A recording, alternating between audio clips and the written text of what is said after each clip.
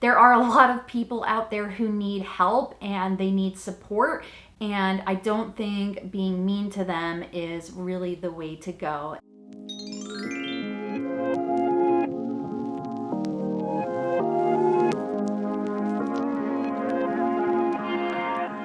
What's up, Sara Squad? Welcome back to my channel, Lose Weight Sara, where I'm on a mission to lose 100 pounds my way.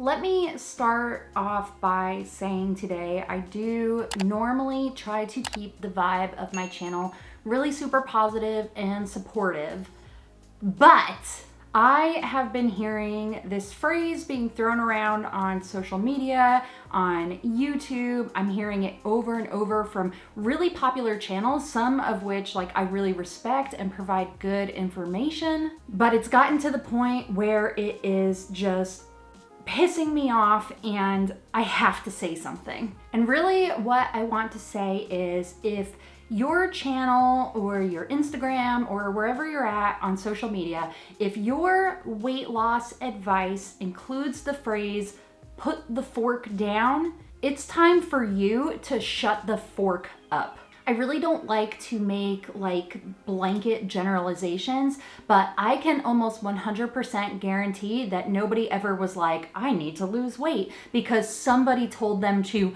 put the fork down. As a matter of fact, I'd be willing to bet that telling people put the fork down does way more harm than it does good.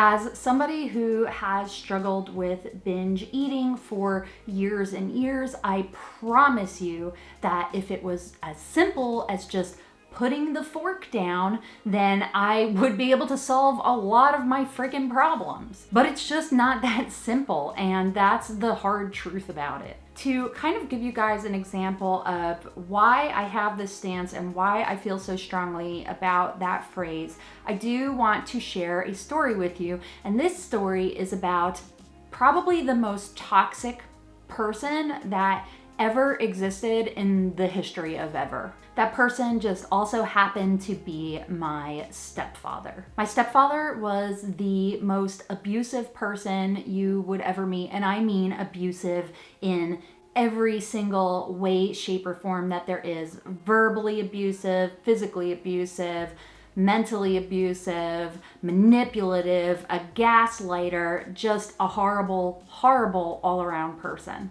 He was the type of person that was all about appearances, even when things on the inside were a mess. As long as it looked okay on the outside, that was what he cared about. He was also the type of person that if you didn't love him or praise him, he would try to buy your love. He would buy you things, he would offer you money, he would try to take you on these fancy expensive trips. But guess what?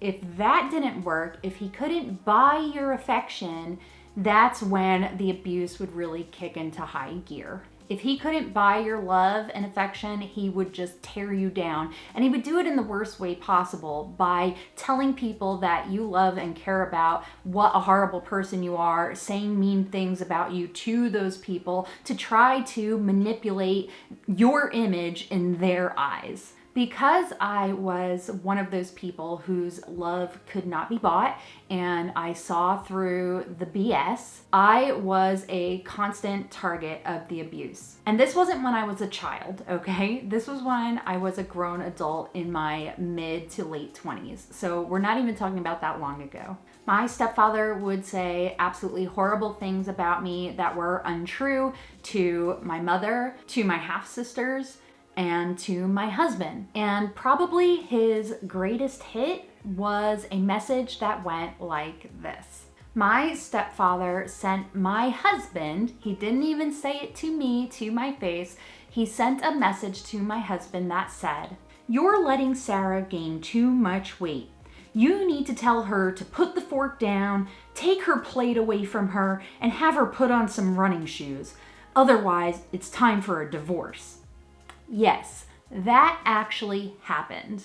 Now, of course, because my husband isn't a walking piece of human garbage, he immediately blocked him after that message because it was so outrageous. And I guess my stepfather didn't really count on my husband loving me for who I am as a person as opposed to the size of my body. I'm sharing this story with you because that is the type of person who says things like that. And I promise you that my experience, although it's a bit extreme, is not unique to me. There are a lot of people who have experienced similar abuse. I want you to know and really understand exactly how of a phrase that is to say to somebody. It's to say to anybody, but especially to somebody who is struggling with their weight. People who are struggling with binge eating or overeating, maybe not always, but I bet you a lot of the times are dealing with a lot of mental health issues that are a big problem for them and hinder them from controlling the way that they eat. I know that I've struggled with the emotions of guilt and shame, and it's a very vicious cycle when you have binge eating disorder to overcome. It's just not as simple as putting the fork down or walking away from food. I think we could all agree that you wouldn't tell somebody who was addicted to drugs to just don't do drugs. That's an oversimplification. You also wouldn't say to somebody who is struggling with another type of ED, well, just eat a sandwich.